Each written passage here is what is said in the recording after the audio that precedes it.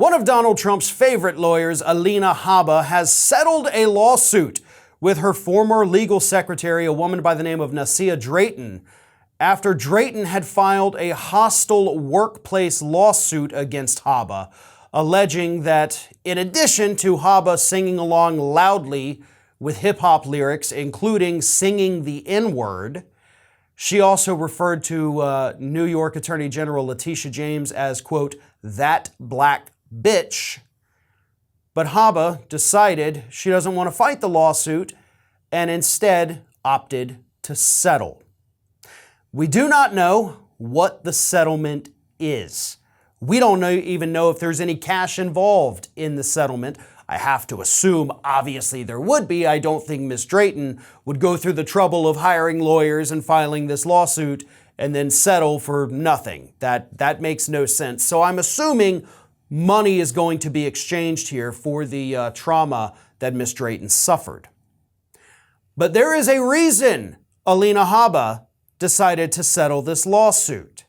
And it's not because she's just so darn busy out there defending Trump. She's not doing anything for Trump. What Alina Habba is doing is putting together a highlight reel so she can audition for Fox News.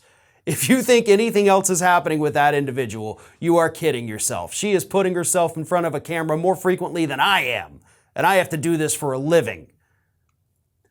But the reason Habba wanted to settle is because had this thing gone to trial, the information would have all come out.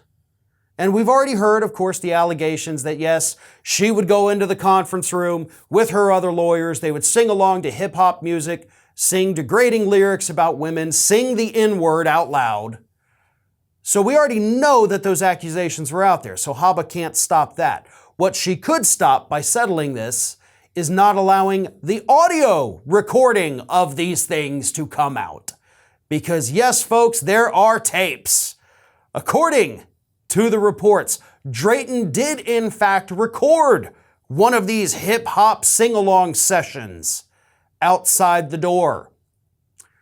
And by settling it, I'm going to have to assume that there was some kind of non-disclosure agreement as a part of that is going to prevent the public from getting to hear Alina Habba singing the N-word. Ms. Drayton is entitled to do whatever she wanted to with this case, right? It's perfectly fine that she made the decision to settle. But I will say it is a little bit disappointing that now the entire public is not going to get to hear Habba's behavior. I think that's important. I think that is something that the world needs to know about. Especially, as I said, if Habba is in fact really just auditioning for Fox News by representing Trump, I would think that network needs to be fully aware of who this person actually is.